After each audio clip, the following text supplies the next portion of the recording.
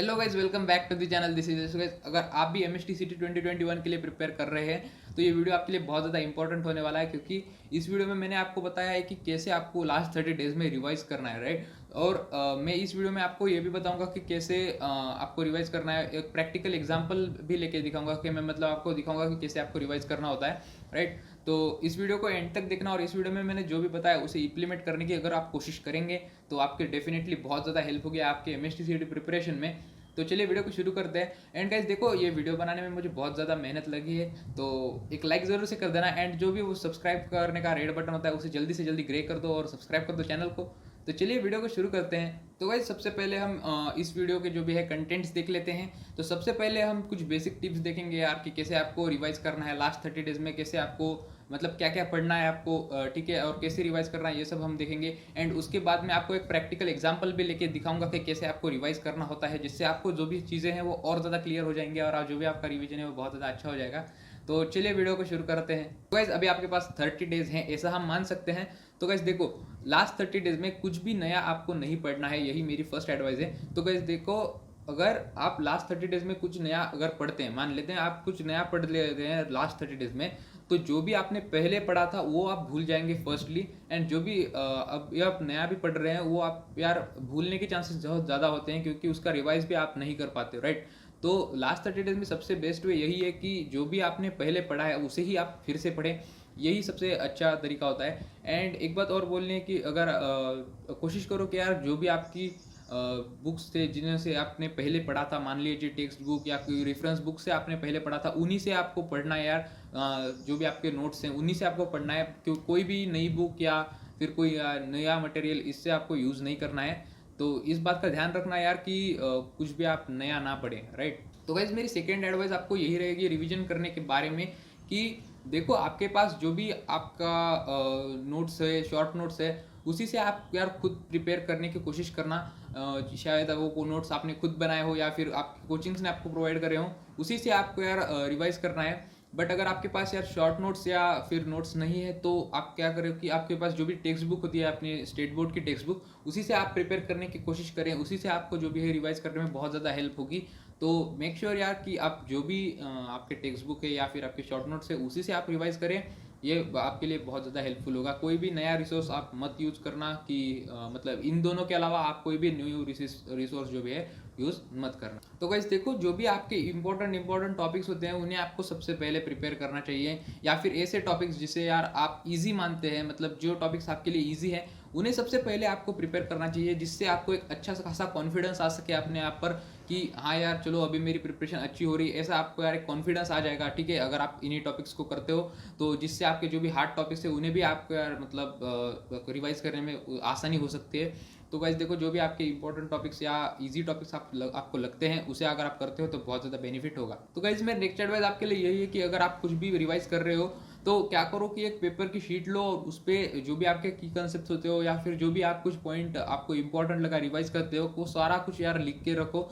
इससे एक फ़ायदा आपको ये भी होगा कि जो भी जहाँ पर भी आप लिख रहे हो वो शीट्स आप यार फ्यूचर में शॉर्ट नोट्स के तरह भी यूज़ कर सकते हो, मतलब एग्जाम के जस्ट पहले आपको कुछ रीड करना है, राइट, तो वहाँ उसी से भी आप देख सकते हो। एंड एक फ़ायदा ये भी होता है कि जब आप कुछ लिखते हो तो उसका आपको यार बहुत ज़्यादा टाइम आप उसे याद रखते हो, सबकॉन्शियसली वो आपके दिमाग में बहुत ज़्यादा देर वो याद रहता है। तो मेक श्योर कि आप जो भी है कुछ रिवाइज कर रहे हो कि कोई की कंसेप्ट है या फिर कोई एक्सेप्शन हो या फिर कोई फॉर्मूले हो या फिर कोई आप पॉइंट आपको इंपॉर्टेंट लगा हो, उससे आप कहीं पे लिख ले। गाइज मुझे आपको एक बात और बतानी है कि देखो, जब भी आप कुछ रिवाइज कर रहे हो, राइट, तो रिवाइज करते वक्त जो भी आपके केमिस्ट्री के लास्ट के टॉपिक्स है या फिर फिजिक्स के लास्ट के टॉपिक्स है, मॉडर्न फिजिक्स वाला पार्ट जो भी है वो, एंड केमिस्ट्री के भी वो पॉलीमर्स बायोमोलिक्यूल्स ये जो भी पार्ट है उसे यार आप खास ध्यान रखिए, क्योंकि उस वो सारे टॉपिक्स में यार बहुत ज़्यादा मतलब याद रखने वाली चीज़ें हैं, बहुत सारे पॉइंट्स इंपॉर्टेंट पॉइंट्स है वहाँ पे। तो आप मेक श्योर कि जो भी वो लास्ट के टॉपिक्स है उसे यार ज़्यादा आप फोकस करें। देखो गाइज, वो बहुत आसान टॉपिक्स होते हैं और उनसे क्वेश्चन भी बहुत आते हैं, तो मतलब आपको यार कम मेहनत देनी पड़ रही है और आपको बहुत ज़्यादा मतलब मार्क्स भी स्कोर हो रहे हैं। तो आप ऐसे टॉपिक्स को मत भूलना यार कि जिन्हें आपसे मतलब जिनमें यार ज़्यादा थियोरेटिकल चीज़ें आपको बताई गई हो। तो उसे आप ज़्यादा से ज़्यादा जो भी है लर्न करने की कोशिश करना। तो गाइस देखो, जैसा कि मैंने आपको कहा था कि मैं आपको एक प्रैक्टिकल एग्जांपल भी लेके बताऊंगा कि कैसे आपको प्रिपेयर करना, कैसे आपको रिवाइज करना है जिससे आपको और ज़्यादा अच्छे से समझ आए। तो गाइस देखो, यहाँ पे मैंने आपकी केमिस्ट्री की पार्ट 2 की बुक ले रखी है। तो जिससे इससे हम एक टॉपिक खोल लेते हैं जो मैंने यार यहाँ पे मेटलर्जी टॉपिक ले रखा है, क्योंकि ये इसमें बहुत ज़्यादा कुछ समझने की और लर्न करने की चीज़ें हैं। तो देखो, जब आप कोई टॉपिक रिवाइज कर रहे हो, मान लेते हो आप ये टॉपिक रिवाइज कर रहे हो, तो सबसे पहले यहाँ से यहीं से पढ़ना आपको स्टार्ट नहीं करना है। सबसे पहले क्या करना है कि जाना है इस चैप्टर के एंड में, जहाँ पे आपको बहुत सारे क्वेश्चंस मिलेंगे, थ्योरेटिकल, न्यूमेरिकल, सबको आपको यार सबसे पहले सॉल्व करने की कोशिश करनी है।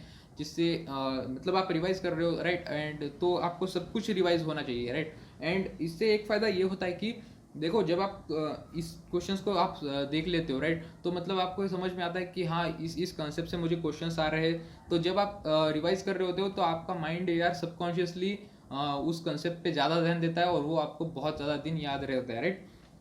तो आपको मेक श्योर कि सबसे पहले तो आप एंड में आए और सारे ये क्वेश्चन सॉल्व करें। आपने सबसे पहले आपने ये चैप्टर पहले भी पढ़ा है, मतलब आप रिवाइज कर रहे हो, तो आपको इनमें से बहुत सारे क्वेश्चंस के आंसर आते भी होंगे, फिर भी आपको यार इसे फिर से सॉल्व कर लेना है। तो गाइज अब हम यहाँ से पढ़ने की जो भी है कोशिश करते हैं। तो गाइज देखो, सबसे पहले तो आपको कंटेंट्स होते हैं, तो कंटेंट्स आपको यार सबसे पहले देख लेने हैं। कंटेंट्स देखना बहुत ज़्यादा ज़रूरी होता है, क्योंकि कंटेंट्स जब आप देख लेते हो, राइट, तो आपको समझ में आता है कि कितना यह बड़ा टॉपिक है, राइट। मतलब आपको समझ में आता है कि हाँ मुझे इतना पढ़ना है, राइट।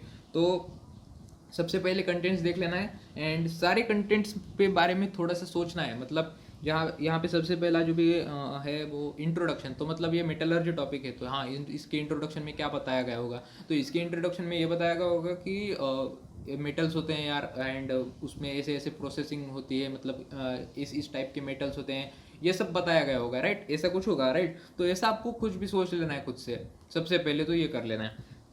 तो अब चलिए कोई पॉइंट हम रिवाइज करने की कोशिश करते हैं। तो गाइज इसके थर्ड जो भी पॉइंट है कंसंट्रेशन, उसमें हम सबसे पहले खोल लेते हैं। तो जब आप कोई पॉइंट पे ऐसे आ जाते हो, राइट, तो सबसे पहले यहाँ पे आपको देखना है कि सबसे पहले तो यहाँ पे दिखाया गया है कंसंट्रेशन, उसकी डेफिनेशन दिए गए हैं यहाँ पे नीचे। तो सबसे पहले आपको डेफिनेशन पढ़ लेनी है, सब कुछ पढ़ लेना है, जो भी इंपॉर्टेंट पॉइंट है उससे कहीं पे नोट डाउन कर लेना है, इसकी डेफिनेशन भी नोट डाउन कर लेनी है, यहाँ भी इस टेक्स्ट बुक में भी आपको हाईलाइट कर लेना है उसे। एंड सारी जो भी इंपॉर्टेंट चीज़ें हैं वो यहाँ से आप पढ़ लीजिए। तो ऐसे अगर आप करते हैं तो आपका जो भी रिवाइजन है वो बहुत ज़्यादा अच्छी तरीके से हो सकता है। गाइस आई होप ये वीडियो आपको बहुत ज़्यादा पसंद आया होगा एंड आपको पता चल गया होगा कैसे आपको रिवाइज करना है लास्ट 30 डेज में। तो देखो, आज की वीडियो में हमने सब कुछ डिस्कस कर लिया है, और स्टिल अगर आपका कोई भी डाउट हो तो कमेंट सेक्शन में मुझे ज़रूर से पूछ देना, मैं उसका आंसर करने की पूरी कोशिश करूँगा। और आपको कोई कौन से टॉपिक पे वीडियो चाहिए वो भी मुझे कमेंट सेक्शन में बताना। And thanks for watching guys video. And ये वीडियो बनाने में मुझे बहुत ज़्यादा मेहनत लगी है यार, तो एक वीडियो को लाइक जरूर से कर देना एंड चैनल को सब्सक्राइब कर देना। मैं मिलता हूँ नेक्स्ट वीडियो में। Thanks for watching.